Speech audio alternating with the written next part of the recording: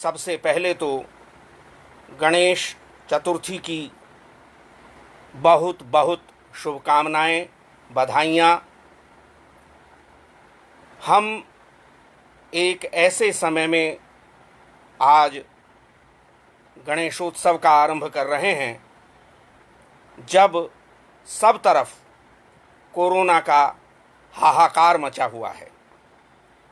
तो आगे बढ़ने से पहले आप सबके निमित्त, समस्त विश्व के निमित्त भगवान गणपति से यह प्रार्थना कि इस भूमंडल को इस महामारी से बचाएं, रक्षा करें, रक्षा करें, रक्षा करें।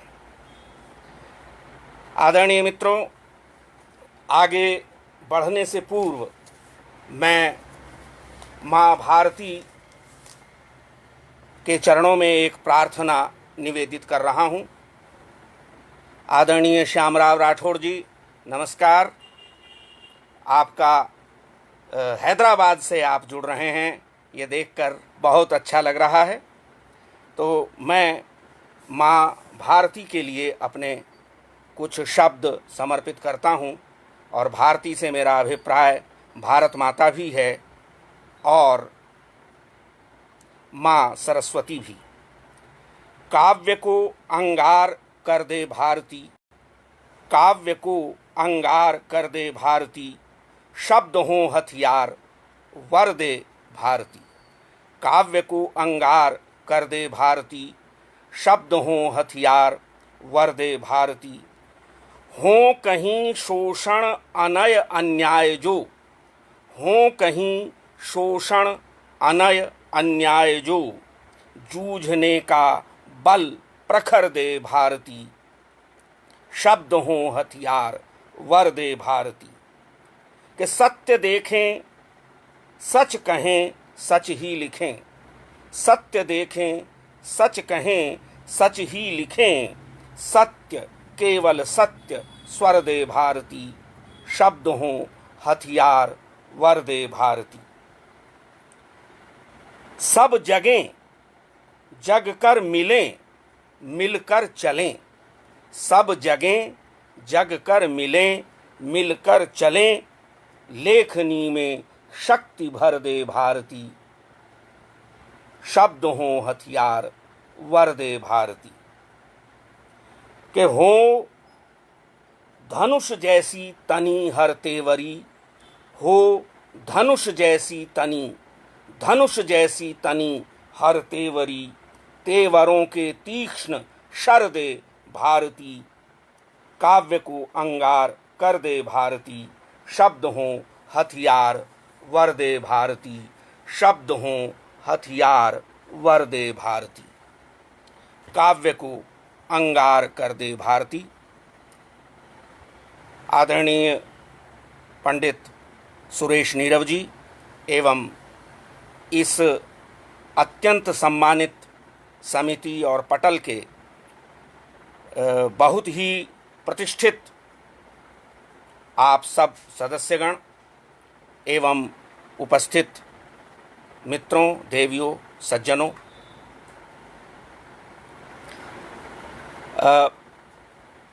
मुझे आपके समक्ष अपने आप को प्रस्तुत करते हुए हर्ष की अनुभूति हो रही है।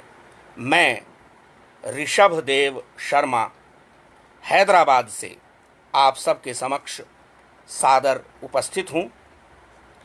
मेरे लिए यह गौरव की बात है कि अखिल भारतीय सर्वभाषा समन्वय समिति से इस बहाने मुझे जुड़ने का और आप सब से संबोधित होने का सौभाग्य प्राप्त हुआ है। मित्रों, जैसा कि आप सभी जानते हैं, अखिल भारतीय सर्वभाषा समन्वय समिति देश की अग्रणी साहित्यिक संस्था है और इसने पिछले वर्षों में 14 राज्यों में अपने राष्ट्रीय अधिवेशन आयोजित किए हैं। तृप्ति द्विवेदी जी मिश्रा, आपको बहुत बहुत प्रणाम, आपका बहुत बहुत स्वागत। आदरणीय चतुर्वेदी जी, आपका बहुत बहुत स्वागत। मित्रों, एक विशेष बात जो देखने में आई है इन 14 राज्यों में जो राष्ट्रीय अधिवेशन समिति ने किए हैं उसमें इस बात का ख्याल रखा है कि जो हिंदी तर कहे जाने वाले क्षेत्र हैं उन क्षेत्रों में हिंदी के कार्यक्रम या हिंदी की इस संस्था के आयोजन करने का कहना चाहिए कि एक प्रकार से साहस हमारे आदरणीय राष्ट्रीय अध्यक्ष पंडित सुरेश नीरव जी ने किया है। इसके लिए यह संस्था और पंडित नीरव जी अभिनंदन के पात्र हैं। आप सभी जानते ही हैं पंडित सुरेश नीरव जी दीर्घ काल से अपने उस वय से जब उन्होंने शब्द बोलने सीखे होंगे तभी से साहित्य कर्म से जुड़े हुए हैं। उनकी 26 से अधिक किताबें तो प्रकाशित हैं ही, वे दुनिया भर के 26 से अधिक देशों में काव्य पाठ भी कर चुके हैं और अनेक बार उन्होंने लाल किले पर काव्य पाठ करके हम सब हिंदी प्रेमियों को गौरवान्वित किया है। यह भी एक महत्वपूर्ण उपलब्धि कही जाएगी कि संसद और राष्ट्रपति भवन में उन्होंने कवि सम्मेलनों का कम से कम 3 बार संचालन किया है। अशोक कुमार ज्योति जी, आदरणीय भट्ट जी, प्रणाम करता हूँ। और इसके अलावा दक्षिण अफ्रीका में आयोजित 9वें विश्व हिंदी सम्मेलन में वे भारत के प्रतिनिधिमंडल में एक प्रतिनिधि कवि के रूप में सम्मिलित हुए और यह जो पटल उन्होंने निर्मित किया है पंडित नीरव जी ने, यह कहने को नाम में अखिल भारतीय है लेकिन वस्तुतः देश विदेश में इसका इतना प्रचार प्रसार है कि इसे अंतर्राष्ट्रीय पटल कहना अधिक उचित होगा। अब तक इस पटल पर अनेक कवि, वैज्ञानिक, पत्रकार, कलाकार, जाने कितने कलावंत आए हैं और अपनी प्रतिभा का उन्होंने प्रदर्शन किया है तथा हम सबका मार्गदर्शन किया है। अपने से पहले के इन तमाम इस पटल पर आने वाली प्रतिभाओं को मैं नमन करता हूँ। आदरणीय यशपाल जी, बहुत बहुत आपको प्रणाम।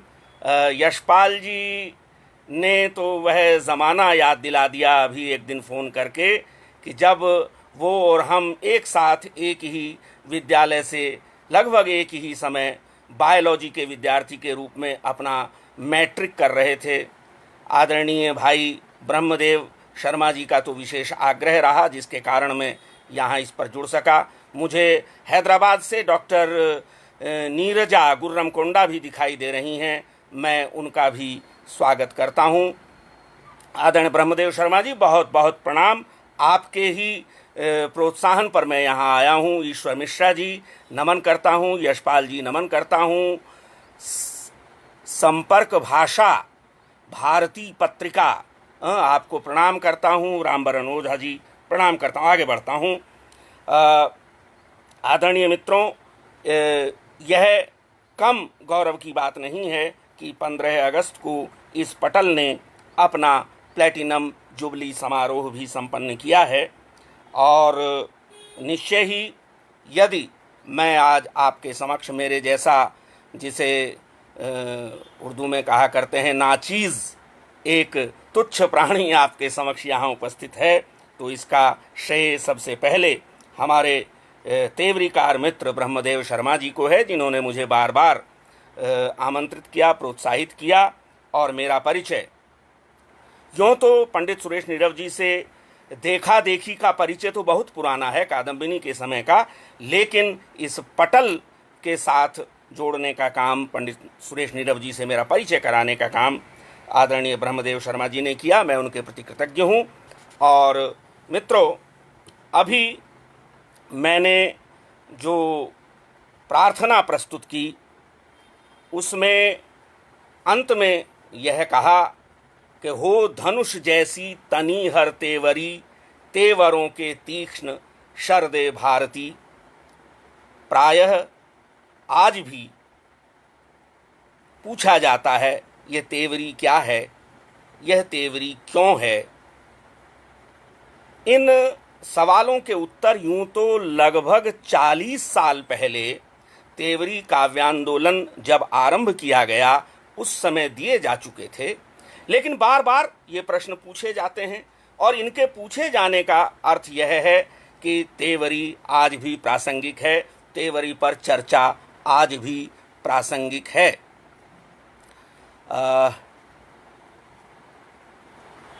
आदरणीय मित्रों, 1981 की बात है, या और थोड़ा सा आप पीछे को याद करें कि जो सन 75 से लेकर 80 तक के बीच का समय था वह कैसा था और उस समय की युवा पीढ़ी कैसी रही होगी। उस समय की युवा पीढ़ी ने, यानी हमारी पीढ़ी ने, जो हम लोग कॉलेज के विद्यार्थी हुआ करते थे उस समय हम लोगों ने एक तरफ तो बांग्लादेश का बनना देखा था और एक तरफ सन 75 में यकायक इमरजेंसी लगना देखा, आपात स्थिति को देखा। आपात स्थिति के दौरान के स्तुति गान को सुना। आपात स्थिति के दौरान किस तरह से अनेक लोगों को जेलों में डाल दिया गया और किस तरह से अनेक लोग अंडरग्राउंड हो गए, ये तमाम उस समय का किशोर और युवक मन देख रहा था। और साहित्य में उस समय, इसके बाद सन 77 के बाद तरह के प्रयोग में हुए। खिचड़ी विप्लव हमने देखा, जूतियों का कोरस हमने देखा। तो वह जो समय था, हिंदी कविता के क्षेत्र में उतरने वाले नए युवकों को, किशोरों को विशेष रूप से नागार्जुन आकर्षित कर रहे थे, एक तरफ दुष्यंत कुमार आकर्षित कर रहे थे और तीसरी तरफ हमें उस समय धूमिल आकर्षित कर रहे थे। और दूसरी तरफ वह सारा का सारा स्तुति गायन था। तो उस तमाम चीजों के बीच में एक ऐसा घटाटोप अनुभव कर रहा था उस समय का किशोर जो लिखने वाला था कि भाई, एक तो जो कविता की मुद्रा है उसे राजनीति पर प्रहार करने की एक तरह से निष्ठा के साथ पूरी सामने आना चाहिए, चूंकि समस्त तरह की राजनीतिक, आर्थिक, कविता की संप्रेषणीयता की भी रक्षा हो और यह जो प्रहार केंद्रित मुद्रा है यह मुख्य बन करके आए। इसी को लक्ष्य करके 11 जनवरी 1981 को मेरठ में पुरुषोत्तम दास टंडन हिंदी भवन में एक, विनोद भृंग जी, बहुत अरसे बाद आपके दर्शन हो रहे हैं, मैं प्रणाम करता हूं। तो उस समय के हमारे मित्रों विनोद भृंग भी हैं। मित्रों, मैं बता रहा था कि 1981 जनवरी 11 जनवरी को मेरठ में एक प्रेस कॉन्फ्रेंस की गई और आपके इस नाचीज दोस्त ने उसमें एक छोटा सा पर्चा पढ़ा जिसका शीर्षक था नए कलम युद्ध का उद्घोष तेवरी। और वहां से एक तरह से तेवरी काव्यांदोलन आरंभ हुआ। हालांकि इस प्रकार की रचनाएं पहले से लिखी जा रही थीं। तो इसमें दो बातें महत्वपूर्ण थी। पहली तो यह कि विषय वस्तु या कथ्य के रूप में असंतोषजन्य आक्रोश की अभिव्यक्ति पर बल दिया जाए। मैं फिर से कहूंगा, असंतोषजन्य आक्रोश। यह असंतोष तमाम परिवेश में व्याप्त धार्मिक, आर्थिक, राजनीतिक, सामाजिक सभी प्रकार की विद्रूपताओं और विसंगतियों के प्रति हो सकता है। और दूसरी चीज थी कि संप्रेषणीयता पर बल दिया जाए, क्योंकि एक बात जो आज के समय में, क्या पिछले 100 साल से बार बार उठाई जा रही है कि कविता अब केंद्रीय विधा नहीं रही, लिखा तो सबसे ज्यादा जाता है कविता में, लेकिन कविता केंद्रीय विधा नहीं रही। ऐसी स्थिति में कविता की संप्रेषणीयता पर पुनर्विचार की जरूरत थी, और उस दृष्टि से हमने पाया कि एक फॉर्मेट जो उस समय बहुत पॉपुलर था, वह था ऐसा फॉर्मेट जिसमें अपनी बात को छोटी छोटी दो दो पंक्तियों में कहने की सुविधा उपलब्ध थी, यानी जिसे गजल कहा जाता है। आप एक एक शेर में एक एक बात पूरी कर लेते हैं, लेकिन पूरे शेरों की श्रृंखला मिलकर के एक गजल बनती है।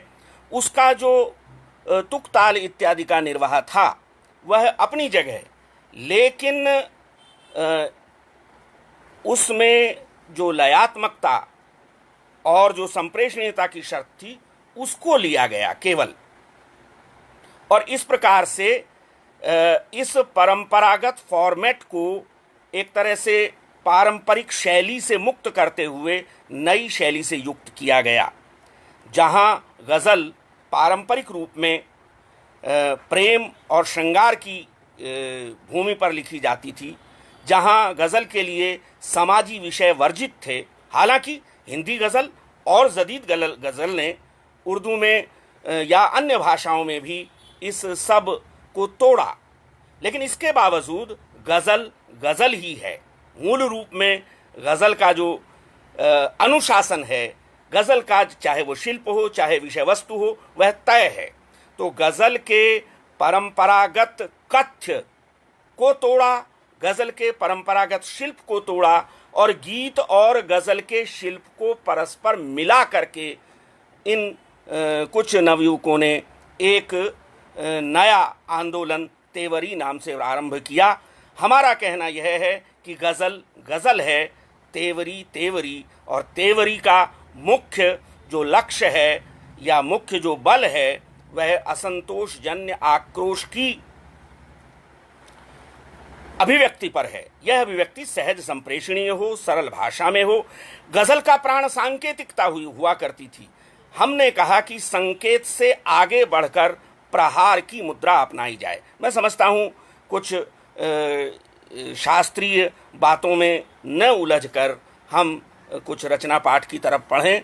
हमारे मधु मिश्रा जी दिखाई दे रहे हैं, आदरणीय शर्मा जी दिख रहे हैं, विनोद भृंग जी दिख रहे हैं, श्रद्धेय सुरेश नीरव जी तो हैं ही, सुनील जी दिख रहे हैं, रोशन, आदरणीय ईश्वर मिश्रा जी, डॉक्टर दमयंती शर्मा जी, आप सभी को बहुत बहुत नमस्कार करते हुए मैं अपनी कुछ तेवरियों से इस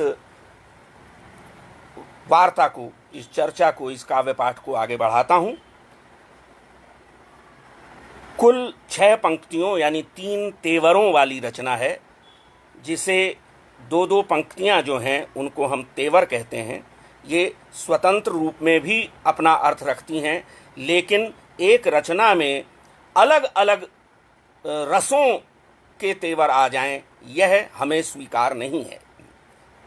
कि जब नसों में पीढ़ियों की हिम समाता है, श्रद्धेय नीरव जी निवेदन कर रहा हूं कि जब नसों में पीढ़ियों की, ओम प्रकाश शुक्ल जी, जब नसों में पीढ़ियों की हिम समाता है, शब्द ऐसे ही समय तो काम आता है, और बर्फ पिघलाना जरूरी हो गया चूंकि। डॉक्टर मधुमुकुल चतुर्वेदी जी, आपका आशीष चाहूंगा कि बर्फ पिघलाना जरूरी हो गया चूंकि, चेतना की हर नदी पर्वत दबाता है। चित्र देखें कि बर्फ पिघलाना जरूरी हो गया चूंकि, चेतना की हर नदी पर्वत दबाता है, और बालियों पर अब उगेंगे धूप के अक्षर, बालियों पर अब उगेंगे धूप के अक्षर, सूर्य का अंकुर, सूर्य का अंकुर धरा में कुल बुलाता है, सूर्य का अंकुर धरा में कुल बुलाता है। एक और तेवरी देखें। जो स्पष्ट रूप से तेवरी के प्रयोजन को भी स्पष्ट करती है कि अब न बालों और गालों की कथा लिखिए। आदरणीय ब्रह्मदेव जी, आपको पसंद आएगा कि अब न बालों और गालों की कथा लिखिए, देश लिखिए, देश का असली पता लिखिए। सुनील सिंधवाल रोशन जी, प्रणाम करता हूं कि अब न बालों और गाल, सैनी साहब नमन, अब न बालों और गालों की कथा लिखिए, देश लिखिए, देश का असली पता लिखिए।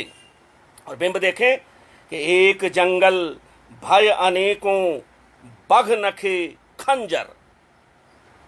एक जंगल भय अनेकों, बघ नखे खंजर, नाग की ले जाएं ऐसी सभ्यता लिखिए, नाग की ले जाएं ऐसी सभ्यता लिखिए। और शोरगुल में धर्म के, शोरगुल में धर्म के, भगवान के यारो, आदमी होता कहां कब लापता लिखिए। दमयंती जी, प्रणाम करता हूं कि शोरगुल में धर्म के, भगवान के यारो, आदमी होता कहां कब लापता लिखिए। और ध्यान दें कि बालकों के दूध में किसने मिलाया विष। छोटे छोटे बच्चे सांप्रदायिकता के जहर से भरे हुए हैं। यह किसने किया कि बालकों के दूध में किसने मिलाया विष, कौन अपराधी यहां किसकी खता लिखिए। और वे लड़ाते हैं युगों से शब्दकोशों को, वे लड़ाते हैं युगों से शब्दकोशों को, जो मिला दे हर हृदय वह सरलता लिखिए। और एक आंगन 100 दरारें, एक आंगन 100 दरारें, भीत दीवारें। एक आंगन 100 दरारें, भीत दीवारें, साजिशों के सामने अब बंधुता लिखिए। और मेरा आह्वान है कि लोग नक्शे के निरंतर कर रहे टुकड़े, कर रहे टुकड़े, लोग नक्शे के निरंतर कर रहे टुकड़े, इसलिए यदि लिख सकें तो एकता लिखिए, इसलिए यदि लिख सकें तो एकता लिखिए। मित्रों, मैं बता रहा था कि जनवरी 11, 1981 को पहली बार तेवरी की घोषणा की गई। इसके बाद एक वर्ष तक उत्तर प्रदेश, पश्चिमी उत्तर प्रदेश के विभिन्न क्षेत्रों में, जैसे नजीबाबाद में, शामली में, खतौली में, मेरठ में, मुजफ्फरनगर में, सहारनपुर में अनेक गोष्ठियां तेवरी संबंधी हुईं। और विचार मंथन के बाद ठीक एक वर्ष बाद 11 जनवरी 1982 को इसका घोषणा पत्र विधिवत जारी किया गया, तेवरी काव्य आंदोलन का घोषणा पत्र, जिसे प्रोफेसर देवराज ने लिखा, जो उस समय खतौली कुंद कुंद जैन डिग्री कॉलेज में प्रोफेसर हुआ करते थे। बाद में वे मणिपुर विश्वविद्यालय में और उसके बाद महात्मा गांधी अंतर्राष्ट्रीय हिंदी विश्वविद्यालय वर्धा में चले गए। उन्होंने इस काव्यांदोलन का विधिवत एक घोषणा पत्र लिखा, जिस पर लगभग 50 मित्रों ने हस्ताक्षर किए। और 1982 में ही फिर एक अखिल भारतीय अधिवेशन खतौली में संपन्न हुआ, जिसमें विशेष रूप से जो नए मित्र हमारे साथ शामिल हुए, उनमें अलीगढ़ से ज्ञानेंद्र साज और रमेश राज का नाम बड़ा उल्लेखनीय है। रमेश राज ने इस आंदोलन को जीवित रखने में, निरंतर बढ़ाते चलने में बहुत बहुत बहुत अविस्मरणीय योगदान किया है। उन्होंने तेवरी पक्ष पत्रिका और अनेक संग्रहों के माध्यम से इसे आगे बढ़ाया। श्री दर्शन बेजार हमारे साथ में जुड़े और उसी क्रम में आज हमारे साथ पिछले कुछ वर्षों से आए हैं आदरणीय ब्रह्मदेव शर्मा जी। मित्रों,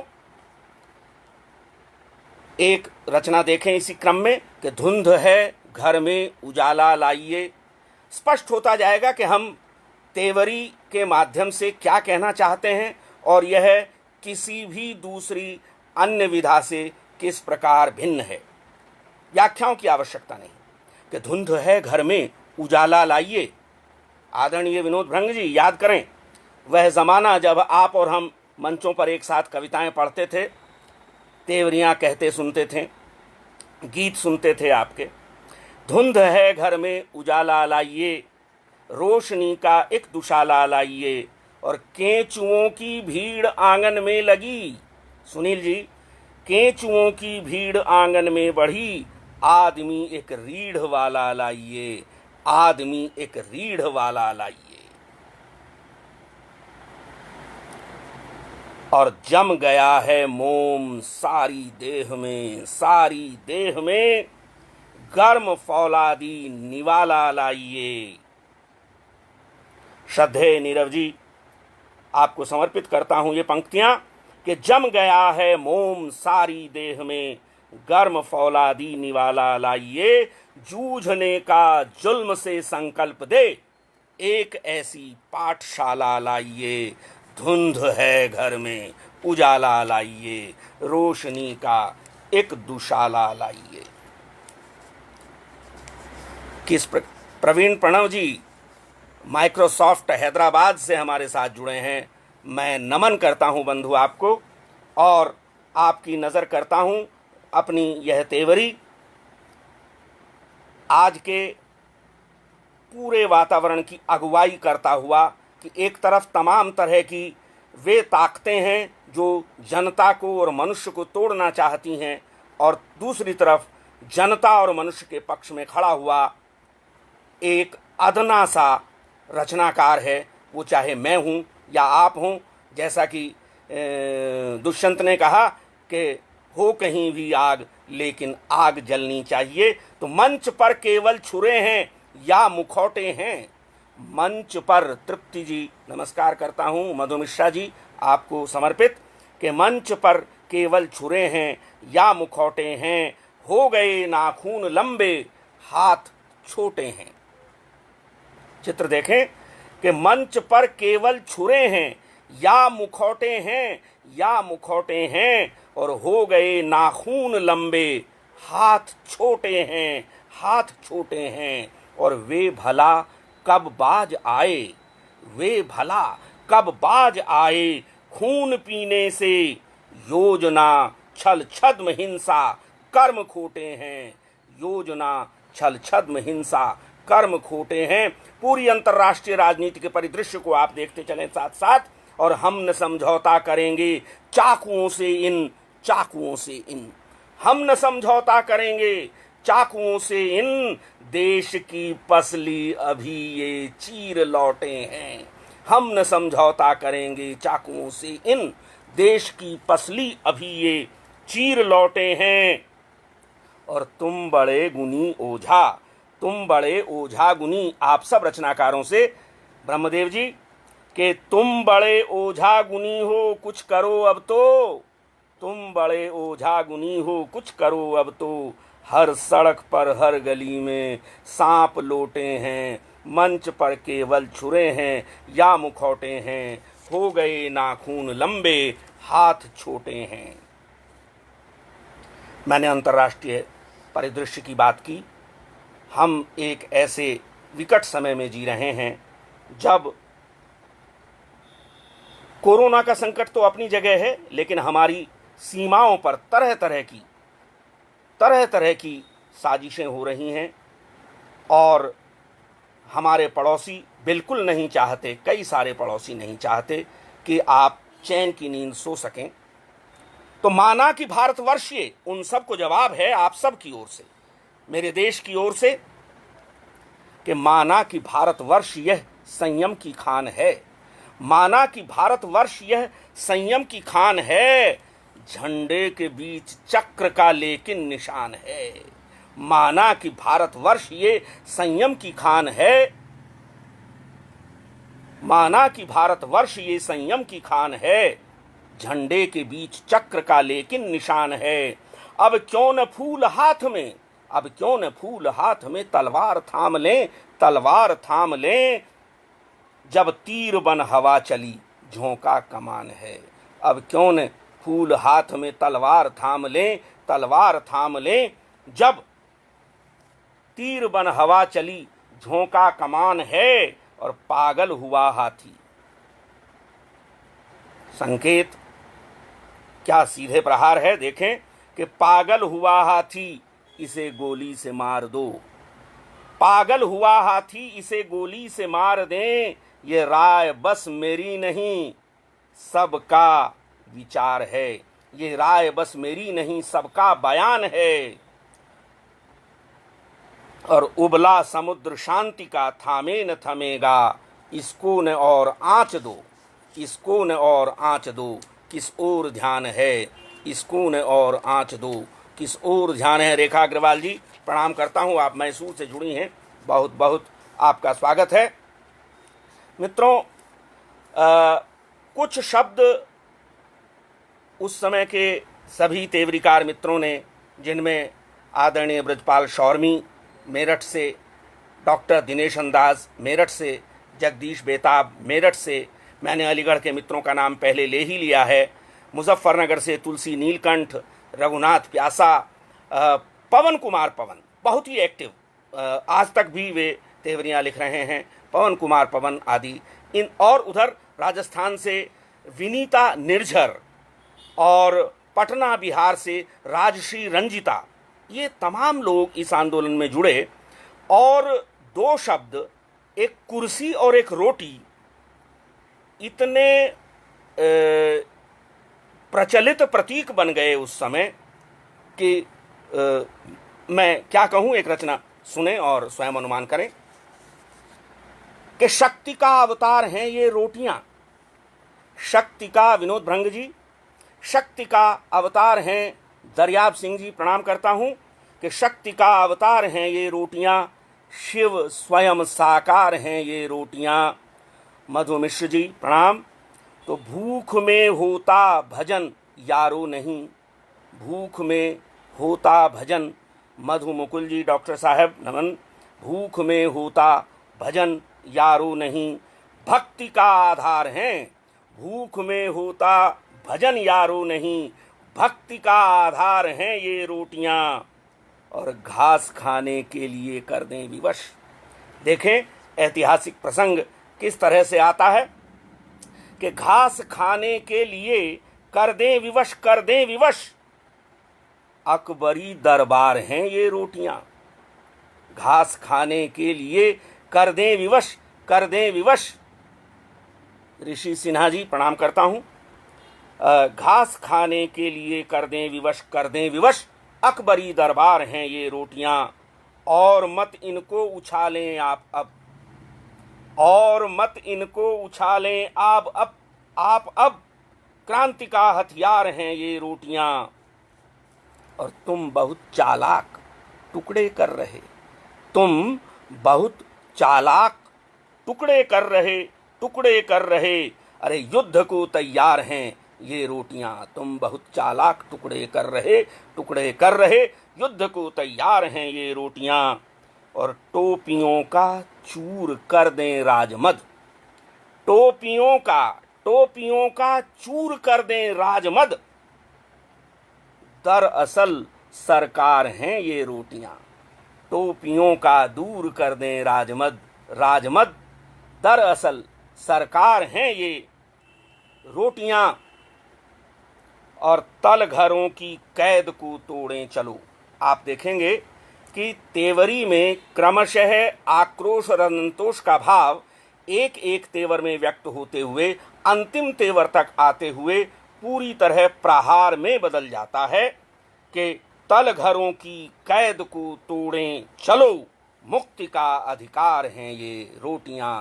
तल घरों की कैद को तोड़ें चलो, मुक्ति का अधिकार हैं ये रोटियां, मुक्ति का अधिकार हैं ये रोटियां।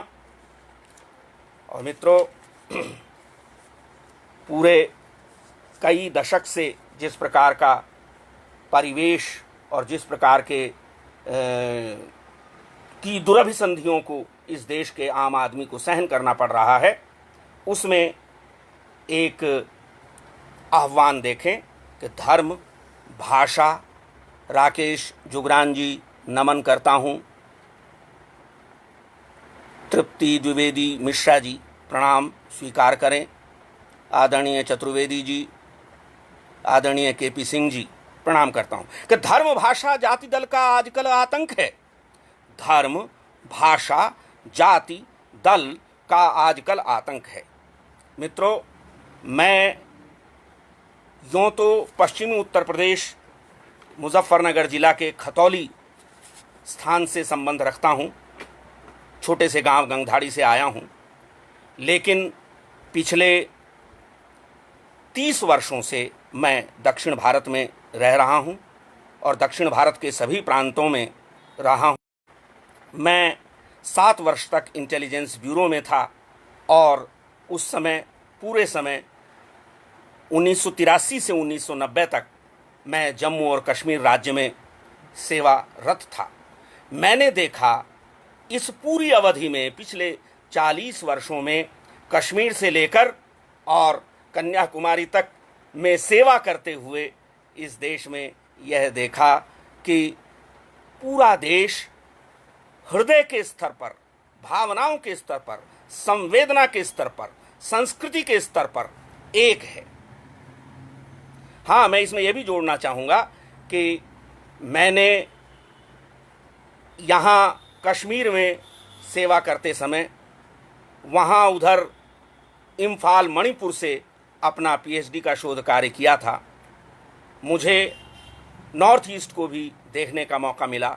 मैं अतिथि प्रवक्ता के रूप में अरुणाचल विश्वविद्यालय भी जाता रहा हूँ।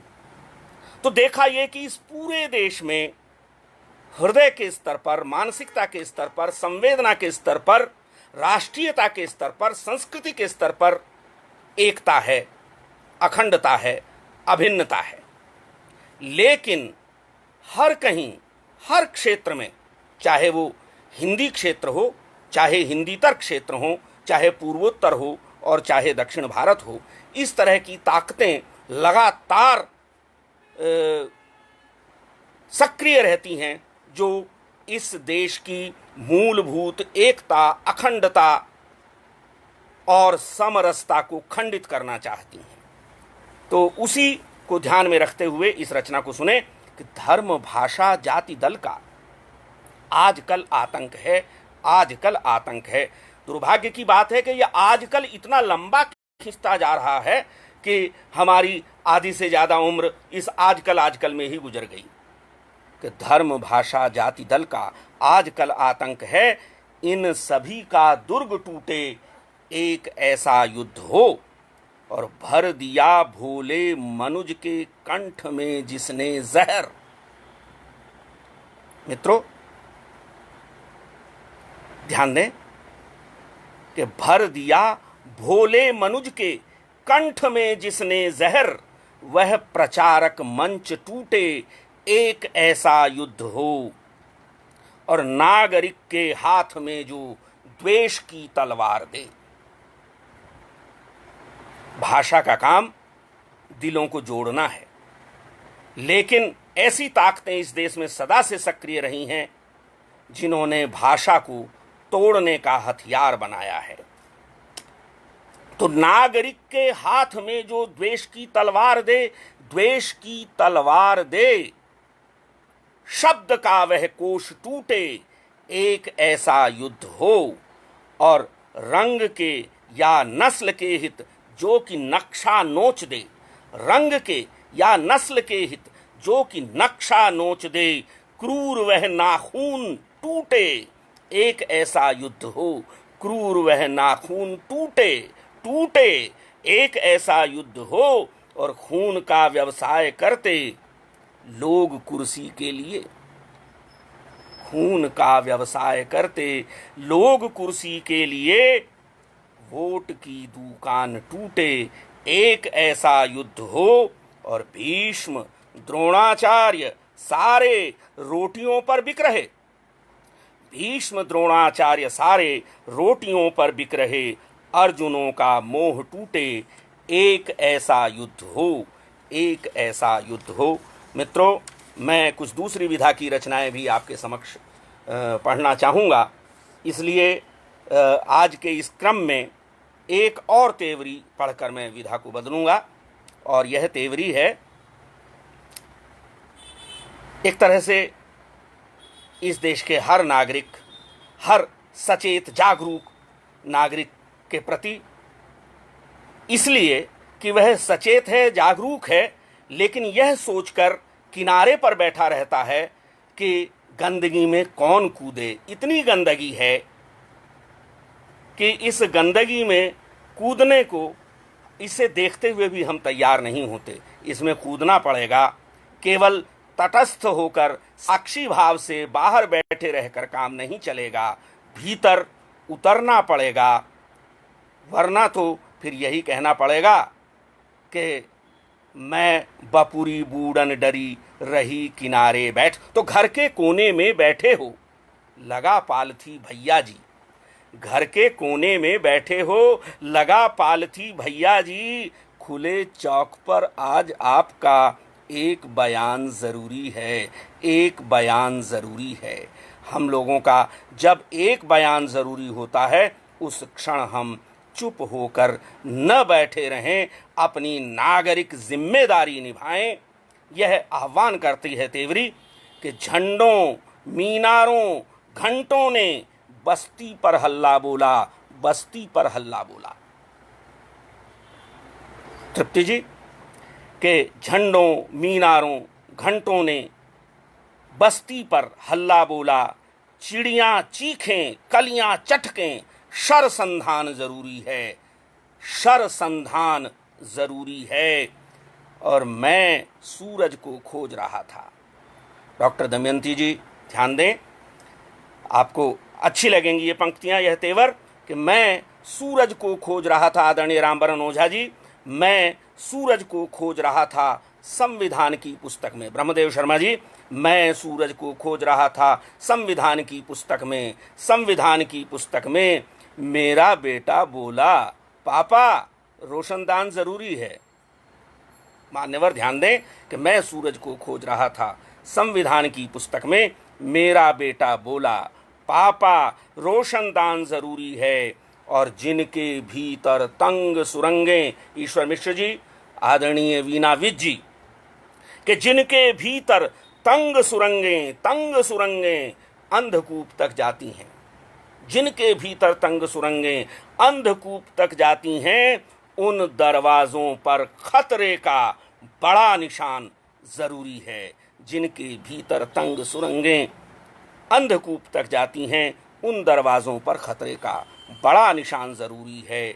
और घर के कोने में बैठे हो, लगा पालथी भैया जी। खुले चौक पर आज आपका एक बयान ज़रूरी है। चिड़िया चीखें, कलियां चटकें, शर संधान ज़रूरी है। मेरा बेटा बोला, पापा रोशनदान ज़रूरी है।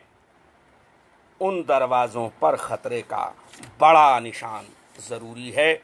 और मित्रों, मैं तेवरी संबंधी चर्चा को यहीं समेटते हुए कुछ भिन्न प्रकार की रचनाओं की ओर आपको ले जाना चाहूँगा। मैं आपसे बता रहा था कि 1990 से मैं दक्षिण भारत हिंदी प्रचार पदों पर कार्यरत रहा हूँ, विभिन्न स्थानों पर। और इस बीच दक्षिण से प्रकाशित होने वाली कई पत्र पत्रिकाओं के संपादन से भी जुड़ने का मुझे सौभाग्य और सुयोग प्राप्त हुआ। दक्षिण भारत हिंदी प्रचार सभा हैदराबाद से एक यशस्वी पत्रिका निकलती है, स्रवंती। यह पहले पूर्ण कुंभ नाम से निकलती थी। लगभग 60 साल पुरानी यह पत्रिका है हिंदी की। और इससे सी नारायण रेड्डी जैसे ज्ञानपीठ द्वारा पुरस्कृत साहित्यकार तक जुड़े रहे हैं। यह हिंदी और तेलुगु के या हिंदी भाषी और हिंदीतर भाषी साहित्यकारों को निकट लाने का काम करने वाली एक पत्रिका है। तो पूर्ण कुंभ के रूप में जब यह पत्रिका थी, उसका कुछ समय संपादन करते समय हमारे प्रधान संपादक प्रोफेसर दिलीप सिंह ने उसका प्रति माह एक काव्यात्मक संपादकीय लिखने की जिम्मेदारी मुझे दी। और उस बहाने जो रचनाएं लिखी गईं वे एक पुस्तक के रूप में आईं ताकि सनद रहे। मैं इससे एक दो रचनाएं आपके लिए पढ़ूंगा। जो मेरी मुद्रा है वह तो वही बनी रहेगी जो तेवरी में थी, केवल शिल्प अवश्य बदलेगा। एक छोटी सी रचना देखें, प्रतीक अपने आप बोलेगा। आप याद कर लें कि देश में एक सबसे बड़ा गोल महल कहाँ है और कौन सा है। छोटी सी रचना है बहुत ही। गोल महल। गोल महल में भारी बदबू, ईश्वर मिश्र जी। गोल महल में भारी बदबू, सीलन और अवसाद। गोल महल में भारी बदबू, सीलन और अवसाद। धूप से टूट गया संवाद, धूप से टूट गया संवाद। कि कुर्सी जीवी कीट बोझ से धरती दबा रहे हैं। चित्र देखें कि कुर्सी जीवी कीट बोझ से धरती दबा रहे हैं और मोटी एक किताब उसी के पन्ने चबा रहे हैं। उस गोल महल में बैठ के क्या करते हैं लोग कि कुर्सी जीवी कीट बोझ से धरती दबा रहे हैं और मोटी एक किताब उसी के पन्ने चबा रहे हैं। और दरवाजे हैं बंद झरोखों तक मलबे की ढेरी। दरवाजे हैं बंद झरोखों तक मलबे की ढेरी। दीवार रात्रि का आवर्तन है चमगादड़ की फेरी। इसको दफन करें मिट्टी में बन जाने दें खाद। गोल महल में भारी बदबू, सीलन और अवसाद। धूप से टूट गया संवाद। मित्रों, जैसा कि मैंने आपसे चर्चा की, मैं खड़ी बोली अंचल या कहें कौरवी अंचल से मूलतः आता हूं और स्वाभाविक है कि वहाँ की लोक संस्कृति मेरे भीतर आज भी जीवित है, बजती रहती है। एक रचना बिना भूमिका के उसी लोक संस्कृति को समर्पित। शीर्षक है बनाया था माँ ने वह चूल्हा। नीरज शर्मा जी, प्रणाम करता हूँ। यशपाल सिंह जी, आपको भी वो ज़माना याद आ जाएगा बिटौड़े वाला। हाँ, बनाया था माँ ने वह चूल्हा। बनाया था माँ ने वह चूल्हा, चिकनी पीली मिट्टी को कुएं के मीठे पानी में गूंथ कर। चिकनी पीली मिट्टी को कुएं के मीठे पानी में गूंथ कर बनाया था माँ ने वह चूल्हा। और पूरे 15 दिन तक तपाया था जेठ की धूप में दिन दिन भर। और पूरे 15 दिन तपाया था जेठ की धूप में दिन दिन भर। उस दिन आषाढ़ का पहला दोंगड़ा गिरा। उस दिन आषाढ़ का पहला दोंगड़ा गिरा। हमारे घर का बगड़ बूंदों में नहाकर महक उठा था। रसोई भी महक उठी थी। नए चूल्हे पर इस पुस्तक में इतने छोटे अक्षर हैं और मेरी आंखों में थोड़ा मोतियाबिंद आना शुरू हो गया है, तो मुझे मेहनत करनी पड़ रही है इसे पढ़ने में। उस दिन आषाढ़ का पहला दोंगड़ा गिरा। हमारे घर का बगड़ बूंदों में नहाकर महक उठा था। रसोई भी महक उठी थी। नए चूल्हे पर खाना जो बन रहा था, गाय के गोबर में गेहूं का भुस गूंथ कर उपले थापती थी माँ बड़े मनोयोग से। और आषाढ़ के पहले बिटौड़े में सजाती थी उन्हें बड़ी सावधानी से। बूंदाबांदी के बीच बिटौड़े में से बिना भिगोए उपले लाने में जो सुख मिलता था, आज लॉकर से गहने लाने में भी नहीं मिलता। सूखे उपले भक्क से पकड़ लेते थे आग और उंगलियों को लपटों से बचाती माँ। ध्यान दें यहाँ से कि सूखे उपले भक्क से पकड़ लेते थे आग और उंगलियों को लपटों से बचाती माँ गही में सेंकती थी हमारे लिए रोटी फूले फूले फुलके। दरियाव सिंह जी राजपूत, आपको बहुत प्रणाम करता हूँ। कि आगे रचना देखें। गेहूं की रोटी सिकने की गंध बैठक तक ही नहीं गली तक जाती थी। हम सब खींचे चले आते थे रसोई की ओर। जब महकता था बारिश में बगड़ और महमाहती थी गेहूं की गंध से रसोई, माँ गुनगुना उठती थी कोई लोकगीत पीहर की याद का। माँ के गीतों में प्यार बहुत था पर पीड़ा और शिकायत भी थी। स्त्री विमर्श वाले दोस्त जरा ध्यान दें कि जब महकता था बारिश में बगड़ और महमाहती थी गेहूं की गंध से रसोई, माँ गुनगुना उठती थी कोई लोकगीत पीहर की याद का। माँ के गीतों में प्यार बहुत था पर पीड़ा और शिकायत भी थी। अब रचना देखें। बारिश में बना रही हूँ रोटियाँ, भीगे झोंके भीतर घुसे आते हैं। मेरे बीरा इन झोंकों को रोक देना, बड़े बदमाश हैं ये झोंके, बड़े बदमाश हैं ये झोंके। मेरे बीरा इन्हें रोक देना, बड़े बदमाश हैं ये झोंके। कभी आग को बढ़ा देते हैं, कभी बुझा देते हैं आग को। आग बढ़ती है तो रोटी जलने लगती है, आग बढ़ती है तो रोटी जलने लगती है। तेरे बहनोई को जली रोटी पसंद नहीं रे, रोटी को बचाती हूँ तो उंगली जल जाती है। तेरे बहनोई को जली रोटी पसंद नहीं रे, रोटी को बचाती हूँ तो उंगली जल जाती है। माँ की उंगलियाँ छालों से भर जाती थीं पर पिताजी की रोटी पर एक भी काला निशान कभी नहीं दिखा। माँ की उंगलियां छालों से भर जाती थी तृप्ति जी, पर पिताजी की रोटी पर एक भी काला निशान कभी नहीं दिखा। माँ के गीतों में प्यार बहुत था पर पीड़ा और शिकायत भी थी। तो बारिश में बना रही हूँ रोटियाँ, भीगे झोंके भीतर घुसे आते हैं। मेरे बीरा इन झोंकों को रोक देना, बड़े बदमाश हैं ये झोंके। कभी आग को बढ़ा देते हैं, कभी बुझा देते हैं आँच को। आग बुझती है तो रोटी फूलती नहीं। आग पहली बार था, आग बढ़ती है तो रोटी जल जाती है। यहाँ है आग बुझती है तो रोटी फूलती नहीं।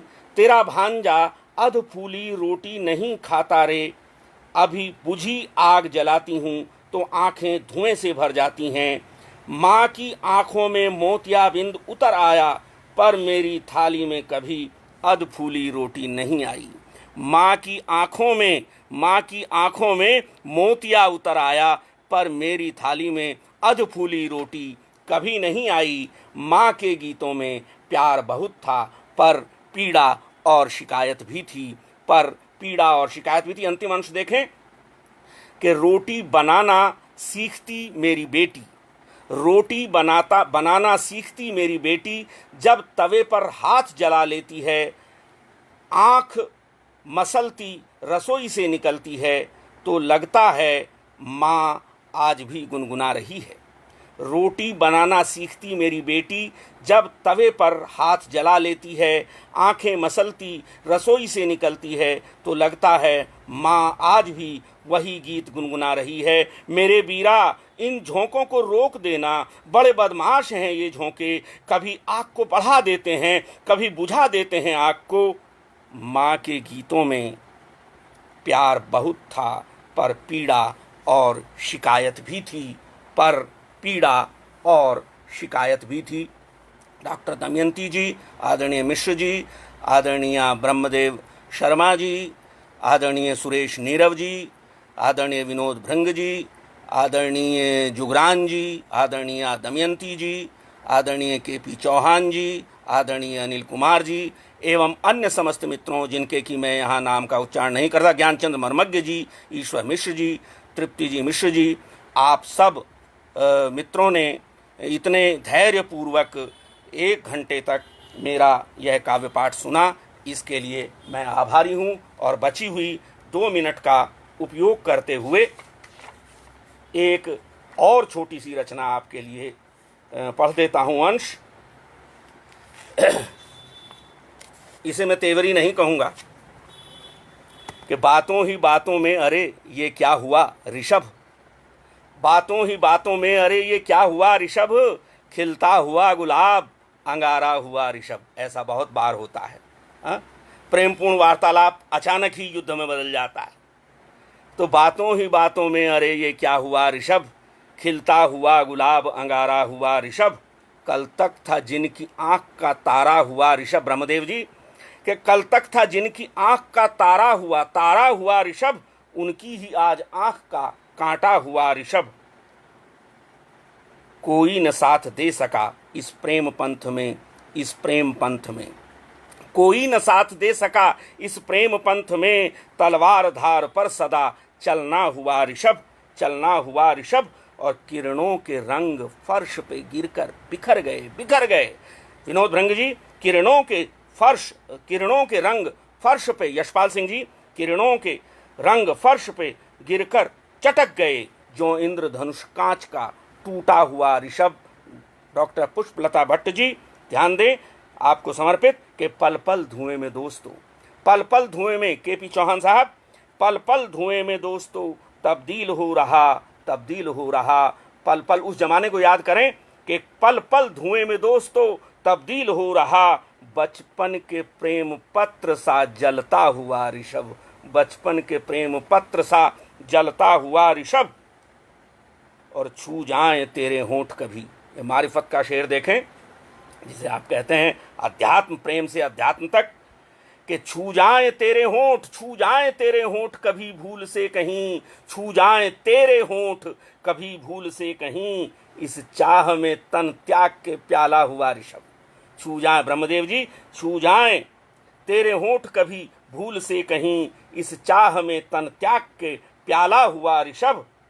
और लहरों पे प्यार प्यार प्यार प्यार लिख रहा, लहरों पे प्यार प्यार प्यार प्यार लिख रहा, कहते हैं लोग बाग दीवाना हुआ ऋषभ।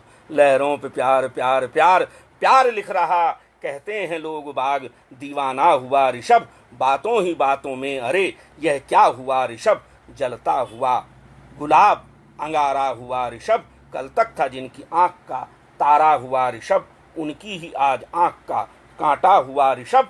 लहरों पे प्यार प्यार प्यार प्यार लिख रहा, कहते हैं लोग बाग दीवाना हुआ ऋषभ, कहते हैं लोग बाग दीवाना हुआ ऋषभ। मेरे विचार से मेरे लिए निर्धारित 1 घंटे का समय पूर्ण हो गया है।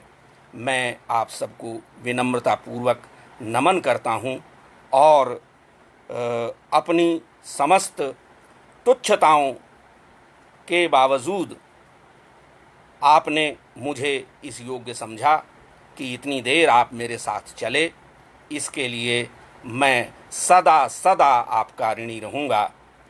और समाप्त करते हुए आदरणीय सुरेश नीरव जी, पंडित जी, आपके चरणों में मैं कुछ पंक्तियाँ प्रस्तुत करते हुए सभी मित्रों से विदा लूँगा कि बोला कभी तो बोल की मुझको सज़ा मिली, बोला कभी तो बोल की मुझको सज़ा मिली, जो चुप रहा तो मौन की मुझको सज़ा मिली।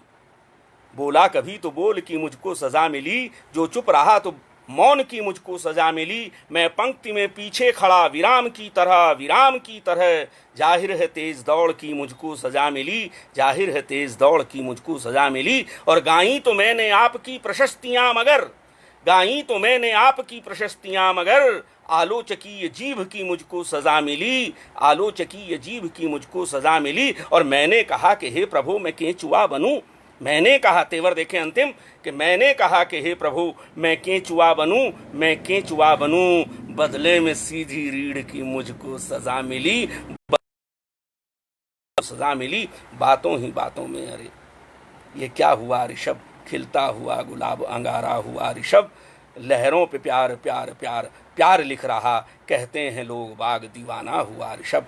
प्रणाम करता हूँ, बहुत बहुत अभिनंदन आप सबका, धन्यवाद।